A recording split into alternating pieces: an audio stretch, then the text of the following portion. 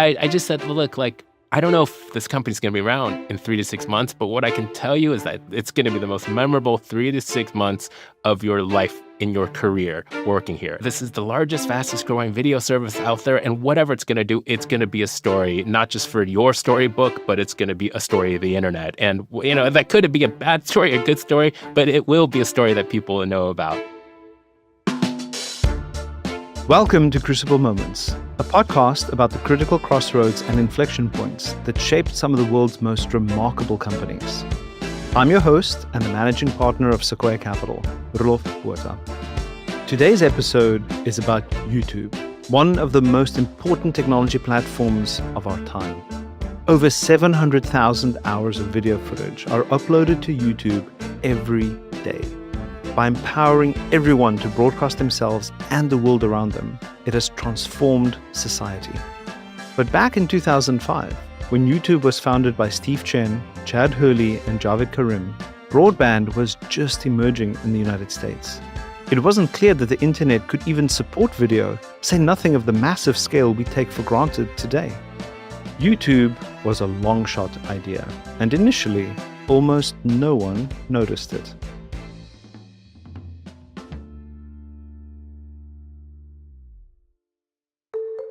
This story is particularly important to me. I met the co-founders when we all worked together at PayPal. After joining Sequoia, YouTube was one of the first startups I partnered with, and it changed the trajectory of my career. When Sequoia led the initial funding for YouTube, the company comprised just the three founders, and they were working out of Chad's garage in Menlo Park, a short drive from our office. It was an exciting time for all of us, and for the future of the internet as a whole. Today's episode is about YouTube's early days. In just over a year, leading up to its acquisition by Google, the company confronted crucible moments that would reshape the technology landscape and popular culture itself, all while dodging lawsuits that threatened to kill the business prematurely. This is the startup story of YouTube. My name is Steve Chen, and I was the co-founder and CTO of YouTube. I came to Silicon Valley in 1999 to join PayPal, and I think I was one of its first 10 employees very early on. I really was driven towards coming into Silicon Valley, where technology is kind of combined with just ideas and being able to be created into a product that people use. At PayPal, Steve met product designer Chad Hurley and software engineer Karim. After PayPal's meteoric rise, IPO, and acquisition by eBay, they began thinking about their next move.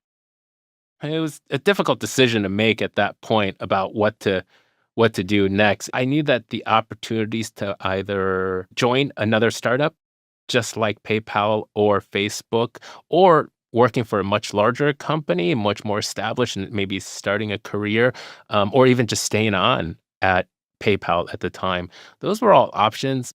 I was still in my mid-20s where I said, look, like, I'm going to give myself that period of 2 years, or it was about $100,000 of money that I'd saved up from the PayPal days. And I was like, if I run out, then I'm going to go back and pursue this career path. But I would really be reluctant to do this without at least trying sometime to make a few swings at the plate. And that was ultimately the reason for me getting fully behind a startup of my own creation.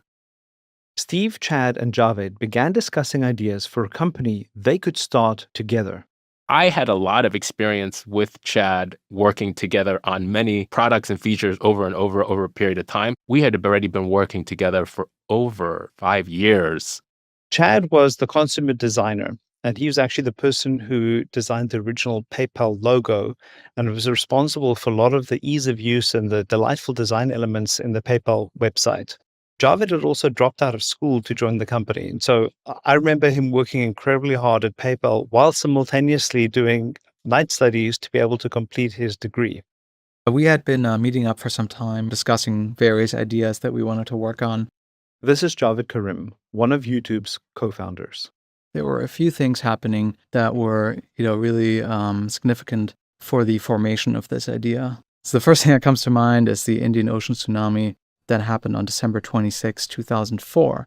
The Indian Ocean tsunami event was one of the first times I remember where the content recorded by everyday people became really significant. So there were no professional like newscasters on site. I was following this event and it was difficult to find the videos, right? So there would be some of these videos were spreading on web servers, so you had to download the file first. It would be in some unknown codec, and you might not have the codec installed, so then you wouldn't be able to play it. Remember, this was 2005. Most homes in the United States were just getting broadband internet for the first time. The iPhone hadn't yet launched. Watching and sharing videos online was a slow and Byzantine process. Many times, videos that were taken in a certain device would not work if you were playing it on a different device.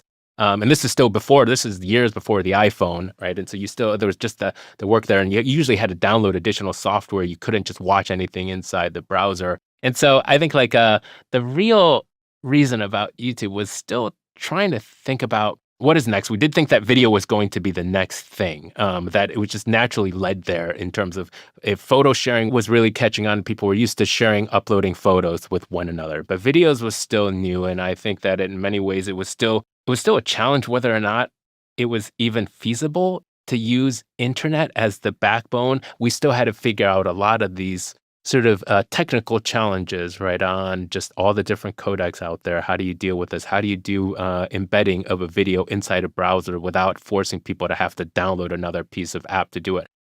So I remember seeing an ad on some website where they were using Flash to serve up the video, and I was really blown away by that because I had never seen that before. And I didn't even know that Flash could play videos. And as soon as I saw that, I thought, wow, this could really solve the whole problem with these video codecs, with all these different video formats. And that was sort of the spark. What if we had a site where anyone could upload videos and you could serve the videos with Flash? Meanwhile, along with the expansion of broadband, digital cameras with native video recording capabilities were becoming widely accessible, and cloud infrastructure was just beginning to take shape. This gave YouTube the perfect why now? But the founder's initial idea was to target a very specific vertical. We weren't as bold to say we were going to become the video platform for the entire internet. There was a service called hotornot.com, and it was just people uploading photos of themselves. And I think if you were to visit the site as a visitor, you had two choices when you saw a photo. You had the ability to vote up on hot and vote down or not. And the next photo would come in hot or not. We just thought, oh, well, why don't we just do a video version of this service, this site? And so we came up, I think it was on Valentine's Day in 2005 when we actually registered the domain for youtube.com. The first version was a dating site. And so the interface was completely different from what you see today. You cannot really choose the video that you're being shown, right? So you see a random video, you have to rate the video 1 to 10, and then you see the next video. But after we did all of this and launched the service in around May of 2005, we released it, and a week went by and 0 videos were uploaded. So the dating site lasted for 1 week before we made the change to YouTube as it stands today. So Flickr was probably the biggest photo sharing site at the time. We decided, hey, you know what, instead of being like the Hotornot for video, we're just going to be, let's say, Flickr for video. I think the good decision there was, okay, instead of giving up, why don't we give this another try? Instead of it being focused on dating videos, let's just open it up completely to any video that you want to upload and you want to share. But even when you make it more generalized to say any types of videos, it's not like as soon as we made that change, we saw a huge acceleration of growth. The concept of going viral is so synonymous with YouTube that it's hard to imagine now. But even after an early pivot from a dating site, initially it was crickets. No one noticed. It was not an overnight success. I was working on the site and I would tail the access log, meaning it would display the most recent hit on the web server. And I remember tailing this log and there would be absolutely no records for 24 hours. So there were many days where not a single person on the internet, not even us, not even the 3 of us, would go hit the site. So it felt a little bit demoralizing at the time. Okay, how is this possible? We have all these videos. I think it's a cool idea, but basically not one person on the planet has looked at this in the last day. In business, there's a principle known as the network effect. The more participants are connected to a network, the more valuable it becomes. Early on, the founders faced a crucible moment. How could they get anyone to start using YouTube in the first place to get the network effect started? One of the analogies I often gave people at this time was, with a consumer product, it all needs to hang together. It's a little bit like listening to a piece of music. If 95% of the notes are correct, it sounds awful. A painting that just has a few brush strokes in the wrong places, and suddenly it's not a masterpiece anymore.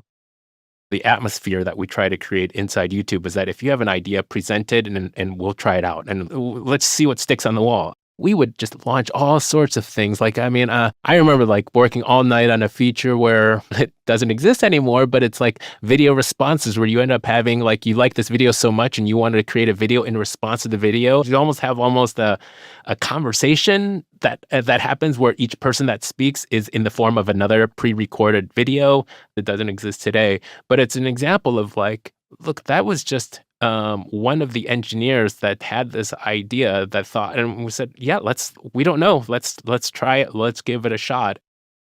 Over time, the company iterated with lots of other ideas. One simple one is the video would play automatically as soon as the page loaded. You didn't have to move your cursor and go click a play button. It seems like such a small feature, but it's all these little things that the company did that altogether summed up into a delightful experience for users.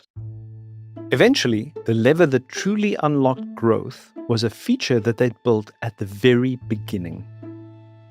The direct embedding of the YouTube video was something that we had built in from day one. This is a new brand that you just created, a new domain that you just registered. In order for you to get this brand out there, you really needed the platforms and foundations that people were already familiar with to be able to want to adopt a new service. And so we made it so you could put a video in an embedded video on Craigslist. You could embed a video on eBay. You could embed a video on any platform that allowed you to insert HTML code at the time. But we still needed a reason for people to want to adopt this new platform. And in 2005, for YouTube, that ended up being MySpace. A lot of people were sending photos, but they didn't have a way to be able to share videos. What you would do on MySpace, you would encounter one friend that would be showing a video inside their profile. It would have a YouTube logo, and maybe it's the first time you've seen it, but then maybe 5 minutes later, you see another friend with another video with a YouTube logo. But by 2, 3, 4, 5 days of this, and you start seeing more videos, ultimately you do click through and you do go to that YouTube link. And then ultimately you find other videos that you're going to watch on YouTube and you share it. So that virality that YouTube was able to get was really built off of MySpace, but it was done in an organic manner in which we spent $0 on actual marketing and advertising. And it was all just built on the consumers and the users themselves managing what the services that YouTube provided for their own needs, and they helped us market the product. The embed feature gave YouTube the initial turn of the flywheel that it needed in order for the network effect to take hold. Over the following months, an active ecosystem started growing. In the early days, there wasn't, one day where it suddenly started taking off. But what would happen is that suddenly, every week, we would get some clip that went viral. I think one of the first was this person throwing quarters into a jar on the other side of the room, and that was really impressive. So it was starting to happen that every week there would be some crazy new, really interesting clip, but just once a week, right?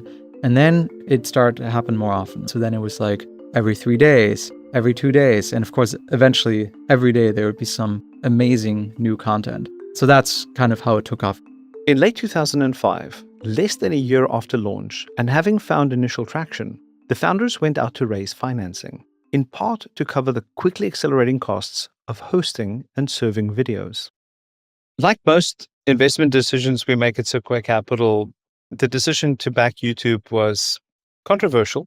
There were few precedents at this point for consumer internet companies following the dot-com crash being able to scale successfully and build thriving businesses. I thought YouTube could become the destination for user-generated video on the internet, that they had a spectacular team, and that their product was delightful and easy to use. Soon after we led YouTube's first financing, and the small team moved into the Sequoia office while they looked for their own space, it became clear that YouTube was scaling at an unprecedented rate. It also found its way into the cultural zeitgeist. It became common to see people huddled around a laptop, watching the latest viral video. In 2005, it was this dawning era period of the internet. There were two big videos that received 1 million video views. One of them was a Saturday Night Live video clip, and then another one was a Nike video of like Ronaldinho juggling the soccer ball off of a goalpost, and I think it was uploaded by a user by the name of Joe B. And so it seemed like it was like a user, but it was actually Nike itself. And we ended up flying up to Oregon to meet up with the Nike team and the marketing team, and praise to them to even at that time in 2005 to experiment around with different ways of marketing to consumers in a dawning age of internet videos. But those two videos, like, okay, there's something here that's about virality of videos. Viral videos became part of the culture, and YouTube views continued to climb. In a surprise move, Javed left the company to pursue a graduate degree. Meanwhile, Steve and Chad set about recruiting a team to help them build out the platform. I was upfront with them to say, I don't know if this company's going to be around in 3 to 6 months, but what I can tell you is that it's going to be the most memorable 3 to 6 months of your life in your career working here. This is the largest, fastest growing video service out there. And whatever it's going to do, it's going to be a story, not just for your storybook, but it's going to be a story of the internet. And, that could be a bad story, a good story, but it will be a story that people know. YouTube's growth was exploding. Barely a year old, their challenge was no longer how to get anyone to notice the platform, but how to keep the site from crashing under the strain of new users. Those early growth days of YouTube, they're exciting and they're just filled with stories that are still, many of them, the large majority of them are untold. Much of the growth of the company, it wasn't so much on the product and engineering side as you would have in many startups where you're still building more features. It was still quite a technical achievement to continue to just scale out the service from the back end, from the system side, from the infrastructure side. We were using up to something like 40% of the internet's bandwidth at that time. And this was one of the keys that people didn't quite fathom at the time was the team had done an incredible job from an engineering point of view to leverage the beginnings of cloud infrastructure. Different early stage cloud vendors, AWS didn't yet exist. We were able to leverage third-party vendors for cloud infrastructure. And the company was using open source software to really drive down the cost. You had companies back then in 2005 that were trying to kind of outmarket and outwit their competitors in the hosting space by saying that we're going to offer you 2,000 gigabytes of data transfer for free, knowing, at least they thought, knowing that nobody possibly could use 2,000 gigabytes of data transfer on a single machine. There just wasn't enough until we came along. We were on this mom and pop shop called Server Beach. And they were a pretty small operation, but we got some kind of deal where we got unlimited bandwidth. And we were like, oh my God, this is awesome. Let's take advantage of this as much as possible. My name is Yu Pan. My title at YouTube was Senior Software Engineer.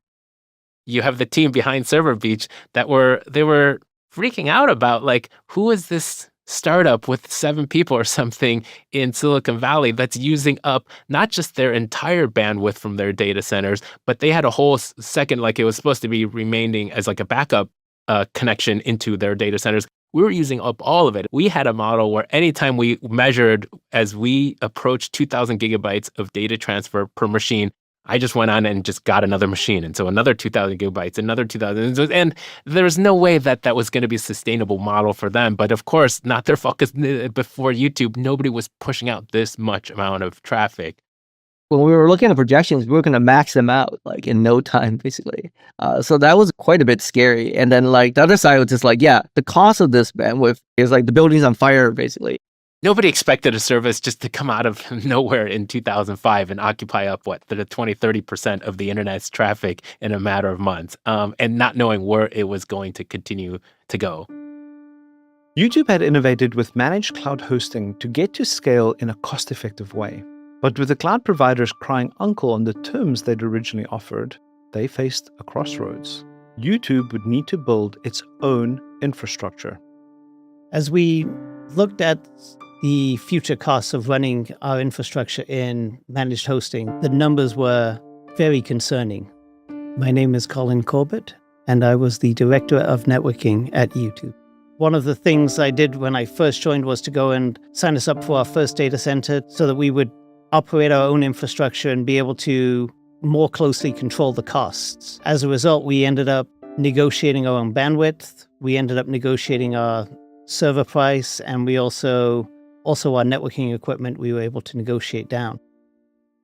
We had to be buying up every one of the machines. You had to be going into the trucks on Saturday, Sunday mornings to pull the machines out of the trucks, bring them up in the elevators and plugging each one of the Ethernet cables in yourselves. Power was an issue, just to power these huge racks of machines. You had to know. But the problem back then was you have to physically order your machines 4 to 6 weeks before. You have to be there on the spot at the parking lot when it gets delivered. You have to be the one that actually brings up these 42U racks, these 100-pound racks of machines, and then you have to plug in everything yourself, including network cables, power cables. I joined in January, and the data center was ready to accept traffic in March. Our managed hosting provider couldn't keep up. Their equipment had effectively failed on us, and so what was supposed to be this nice gradual migration was the website is down, the database won't be fixed for days, we need to cut tonight to our equipment. We did our forced migration because we had no other choice. But even as YouTube migrated to its own infrastructure, its unrelenting growth continued to present daunting challenges. So one example was we realized we were going to run out of web capacity in a few days. Saturday was always our peak day. And we'd had a new rack of equipment on order for new web servers on order. And we worked with our integrator to get our rack ready, and it wasn't due for weeks, and we convinced them, please bring it as soon as you could. So they got the rack to us, I think at 6 o'clock on a Friday. And then they dropped it off, and then we wanted to get it positioned, and we had our data center ready to do that. But they only had one person on staff. The racks fully assembled weighed between 1,600 to 2,500 pounds. And so we couldn't get it up the ramp to actually get it to our data center. So I called Klein, who also was on the team, and he and his wife showed up, and we all three pushed it up this ramp to get it to the data center hall so that it could then be, that night it was bolted down, the network was set up, the systems were imaged, and everything was deployed. And so we actually made it through that night. I wasn't actually really confident for the bandwidth side, at least, until we got Colin. And I was like, okay, we have a little bit of breathing room now, maybe. In so many ways, the 2005, 2006 was a period when broadband penetration was just really starting to hit the masses in the US. And it was still on the server side. I think YouTube was the first case where you really, really needed high network bandwidth, and that required a lot more from the server side than was ever needed before 2005. It was a great team, and we all we all relied on each other, and we all worked really well to get keep the infrastructure running. If we hadn't opened it, I think we'd have had a few things. I think our hosting providers wouldn't have been able to keep up and scale. And the second one there was that I think the monthly fees from the hosting providers, they would have kept climbing, and we would have run out of money sooner. By 2006, YouTube began to focus on generating advertising revenue and building a sustainable business. Their engineering feats meant YouTube could serve videos cost-effectively and earn a margin even with low ad rates. But they immediately found themselves in uncharted legal waters. What were the implications of earning ad revenue on user-generated videos if they contained copyrighted materials? I joined YouTube as its 23rd employee. On my first day, Steve, one of the founders, handed me a sealed box from IKEA and invited me to erect my desk. My name is Zahava Levine, and I was the general counsel and vice president of business affairs for YouTube. I was YouTube's first lawyer. YouTube reached out to me because I was one of a handful of tech startup lawyers at the time with deep experience with licensing music for online services. Of the 23 employees, most were under the age of 25. At 37, I often felt like the adult in the room, and at times I felt like the corporate grandmother. In the very early days, we knew that for YouTube as a platform to be able to survive and grow and continue to grow, we needed to find a fair way to work with all the parties that are engaged on the platform. And that included the content creators, that included the content owners, if the content creators were using certain pieces of content that they didn't create themselves. And then, of course, the advertisers and the marketers that are willing to be able to put their branding and pay for advertising on the platform. YouTube had just started experimenting with running ads on the site when I joined. But YouTube's ability to run ads was limited by legal concerns. Users started uploading videos that contained commercial music in all different ways. Some uploaded copies of official, we called it MTV style music videos, but more frequently, users were uploading videos of themselves, either alone or with friends singing songs or dancing to music playing in the background. The biggest question for me was whether YouTube could build an advertising-based revenue model without becoming liable for all of the infringing content that users uploaded to the site. So copyright was an important issue out of the gate. This came up as an important issue as we did references before committing to the investment from those who had experienced the Napster episode. We're trying to learn from the mistakes that others had made. Before the financing had even closed, we were already working with attorneys to make sure that we understood exactly what the law provided for, to make sure that we did all the right things at the company. Napster was one of the first cases where mass adoption about sharing music content on the internet. And they took a very aggressive approach in their defense on how they were going to address the music labels and the distributors on what was allowed and not allowed on their platform. And I think that and from the case of YouTube, I don't remember the exact dates, but YouTube was after Napster, but we certainly knew about Napster at the time. And it was, no, like, that's not the model to take. In 1998, Congress passed a law called the Digital Millennium Copyright Act, or the DMCA. And this law was designed to balance the rights of copyright owners on the one hand and online service providers on the other. And the DMCA strikes this balance by providing for a limitation of liability, known as a safe harbor, for online service providers who comply with certain requirements designed to address copyright infringement. It was clear to me that if YouTube qualified for this DMCA safe harbor, it had the potential to be wildly successful.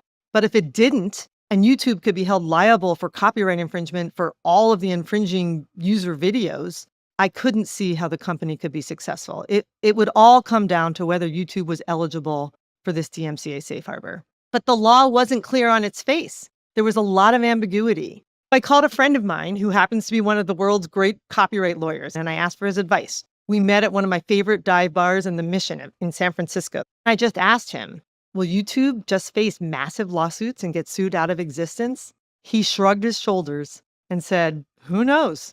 On one level, earning any revenue at all entailed some risk for YouTube. Revenue was, quote, financial benefit that someone would surely claim was directly attributable to infringement. But if we couldn't earn revenue, we had no business. If we have to be the first movers in figuring this out, what is the way to make everybody happy in this picture? YouTube believed it was shielded by the DMCA's safe harbor clause, and that it could create a business model that would be a win-win for creators, copyright holders, and itself. But other parties in the entertainment industry did not agree with that interpretation, to put it lightly. Hollywood were the gatekeepers, and then YouTube opened its own gate, and a lot of people walked through it. The music companies and Hollywood had large anti-piracy teams that were sending us hundreds and in some cases thousands of copyright takedown notices a week. We realized pretty quickly that we would need to close content licenses with the music industry and Hollywood.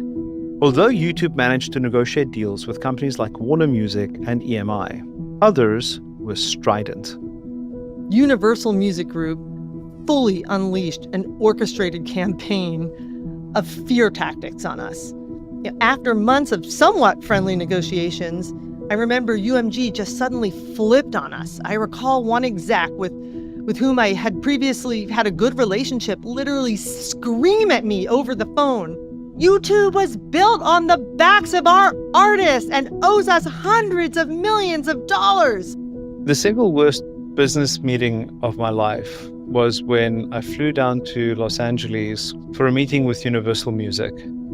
They put all of their senior heavy lawyers in a conference room. And as soon as the meeting began, they started waving a copy of a lawsuit complaint and demanding tons of money. It really struck me that they were not interested in a win-win relationship with the service and that they would do everything in their power to make our life miserable.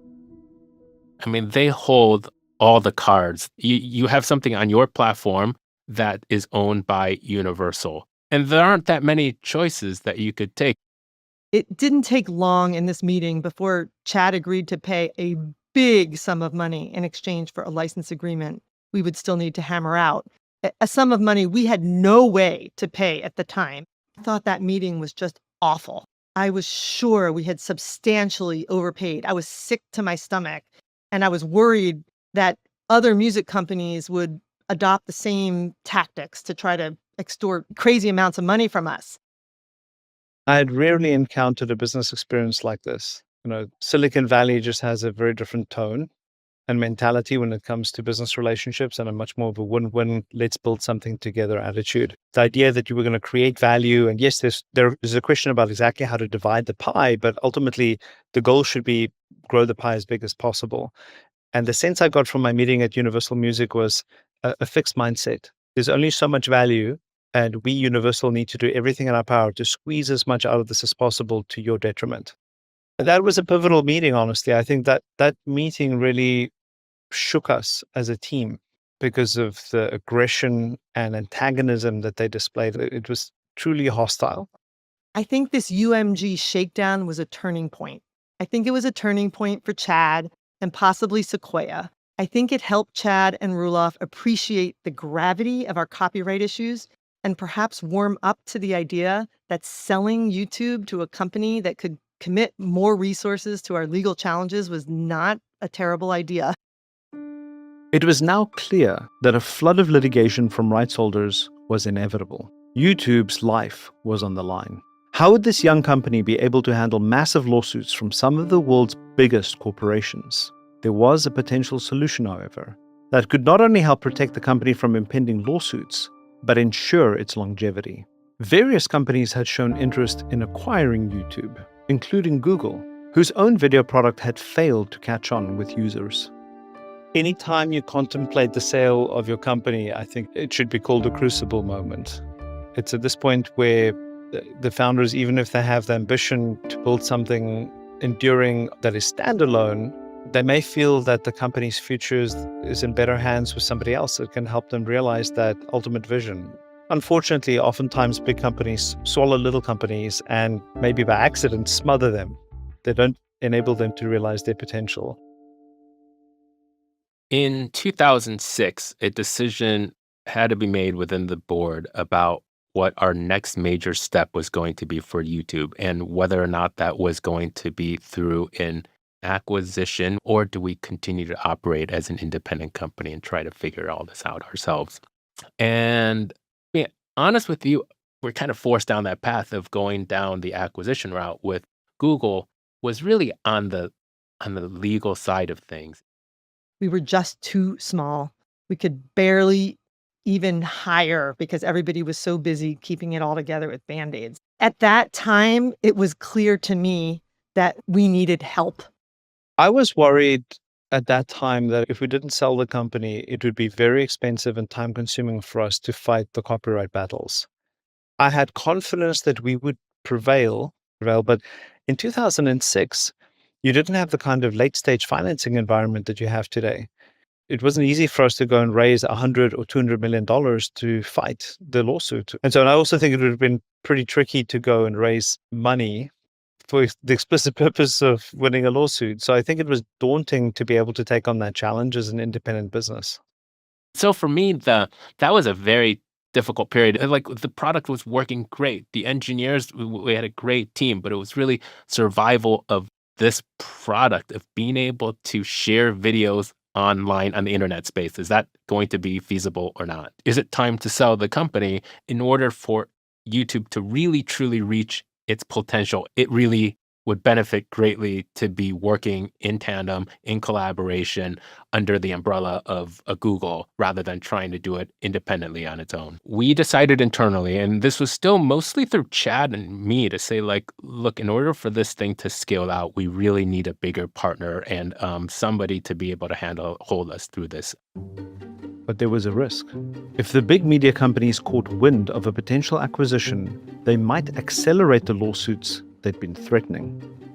We reached out directly to the board of Google, and we arranged a meeting to talk about, engage their interest on, look, like, we want to move forward with a sale, but we need to move quickly on this. We need to do it in a kind of a furtive, secretive manner because we don't want it to be known by Universal and EMI that we're talking to a much bigger company for an acquisition. Internally deciding that we want to move forward with an acquisition, to talks internally about who potential acquirers could be, to meeting with the key individuals in these firms and these companies that can actually make that decision, to actually writing out the actual contractual terms on and all the way to finalizing it and making the announcement on Wall Street. All that was compressed into less than 1 week's time. The sale of YouTube to Google has got to be one of the fastest deals of its size of all time. I think it took something like 5 days from signing the term sheet to signing the long form. And I think it was probably the hardest 5 days of my life. I was operating on pure adrenaline. While helping negotiate the merger agreements for the sale of YouTube to Google, 2 other things were going on. First, we needed to close the 3 remaining major record label licensing deals that we had been negotiating at that point for months. Google wanted them done before close. So in 3 days, we finished these deals that would normally take months. And on top of that, in addition to negotiating these record label deals, YouTube was moving offices that very same weekend. The move had been planned for months. Like, there was nothing we could do to stop it. And I remember Chris Maxey and I were in the office in San Mateo above Amici's at like 2 a.m. on a Saturday morning, morning, trying to finish the record company deals. We were sending drafts back and forth with the record companies at like in the middle of the night. And we'd print each draft and mark up our comments in pen. And suddenly in the middle of all this, our printer stopped working and we were like, what's going on? And we realized the movers had unplugged it and were like packing it up. And we had to beg them, like, sir, I know you're just doing your job, but please leave the printers. I promise we're authorized to instruct you to leave the printers. It was nuts. I slept for only a few hours the entire time and in a hotel room right next door to our law firm. I didn't even bother going home. And we got it all done. In November 2006, Google acquired YouTube for $1.65 billion, a staggering sum at the time. Google asked Steve and Chad to stay on to lead YouTube as a standalone brand under its umbrella and phased out its Google video product. I think there was a real meeting of the minds and an appreciation that Google's interest was in helping YouTube flourish. And it was clear to the founders that Google had a sincere desire to enable YouTube as an independent business to flourish.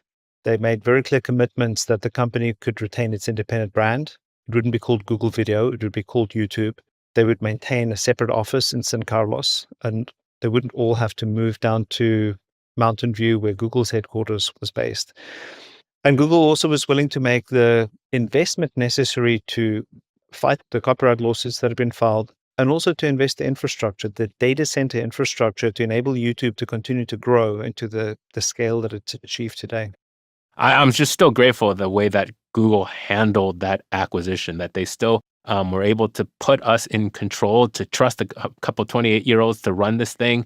Google did a fantastic job in never completely enforcing this Google umbrella over YouTube. They continue to, even till this day. YouTube stays separate in terms of a lot of its reporting structure, organizational structure, and even just physical addresses of the buildings, their YouTube offices and their Google offices. Google had the resources to defer revenue and to take the long view. Sure enough, just a few months after Google acquired YouTube, Viacom, the major media conglomerate, sued Google, seeking over $1 billion in damages. They argued that YouTube was responsible for all the copyright infringement of users who, it alleged, uploaded over 150,000 clips of Viacom-owned programming without authorization, which had collectively been viewed 1.5 billion times. This was it. This was the existential lawsuit we all knew was coming. And it got worse because shortly after Viacom sued, at least 2 class actions were filed against Google on behalf of sports leagues and music publishers, and a class of, quote, all copyright holders in the world, unquote. That was quite something. YouTube's sale to Google was the crucible moment that enabled all the subsequent crucible moments that make YouTube what it is today. I'm absolutely clear that we made the right decision to sell it with that amount of time at the time that we did and to sell it to Google. There was a high risk that YouTube would have never made it out of 2006, 2007 if it weren't for that acquisition with Google. Google not only had the resources to fight the lawsuits against YouTube, but it also supported YouTube as the company deployed systems to instantly identify copyrighted materials posted to the site. One of the unheralded pieces of technology that YouTube built that assured its survival, and honestly why I think the company has thrived, is copyright ID tags. With Google's resources, and while we were litigating the Viacom lawsuit, we worked very hard to build very sophisticated automated systems to accommodate copyright management and content licensing at scale. With Google's help, YouTube was able to design and build a content ID system that was substantially more robust.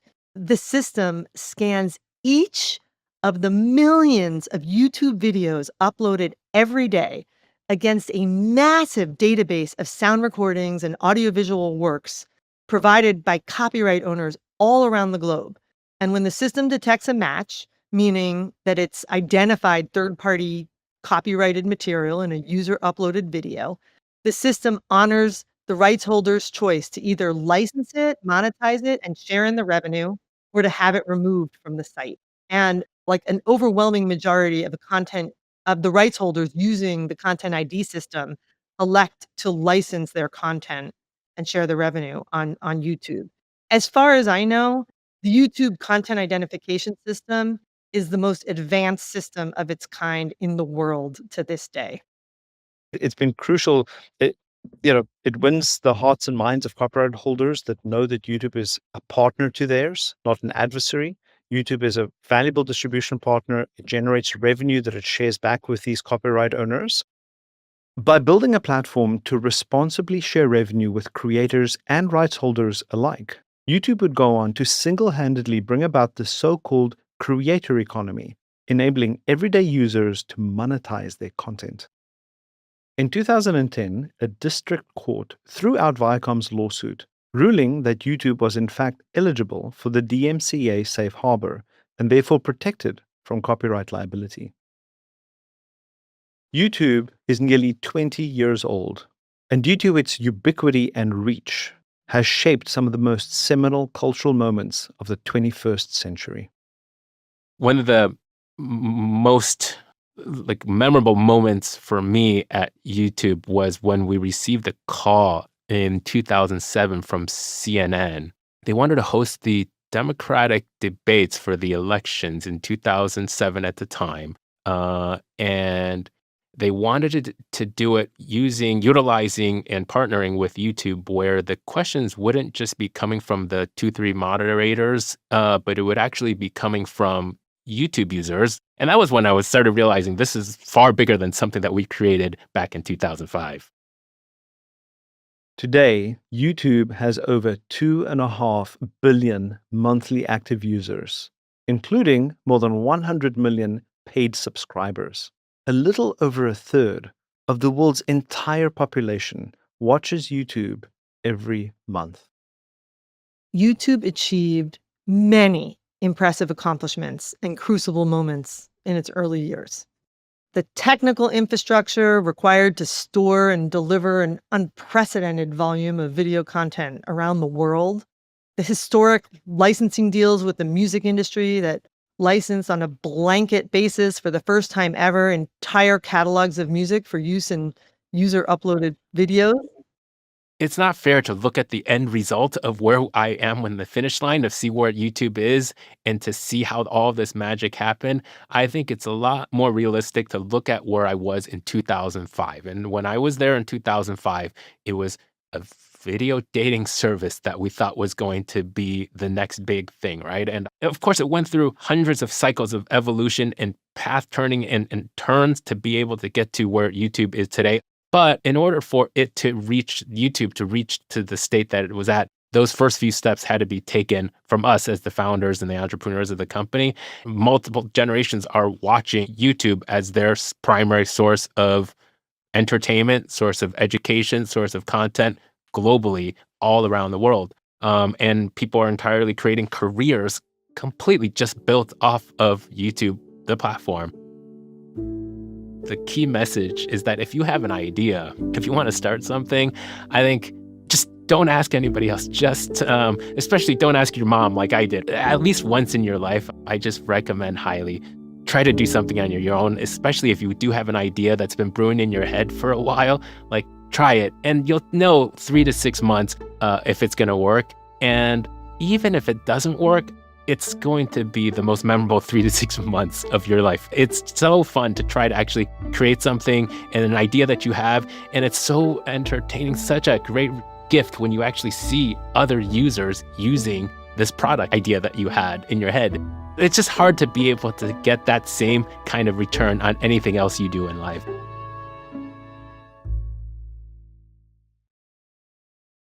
One of the unsung heroes in the YouTube story is Susan Wojcicki, an early Google employee who championed acquiring YouTube and later served as its CEO for 9 years until 2023. Tragically, she passed away in August 2024. Susan's contributions and stewardship of the brand were critical to YouTube's scaling into the global platform it is today.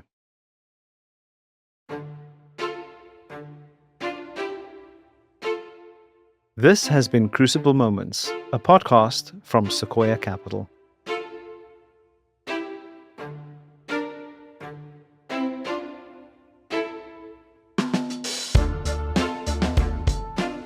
Crucible Moments is produced by the Epic Stories and Vox Creative podcast teams, along with Sequoia Capital.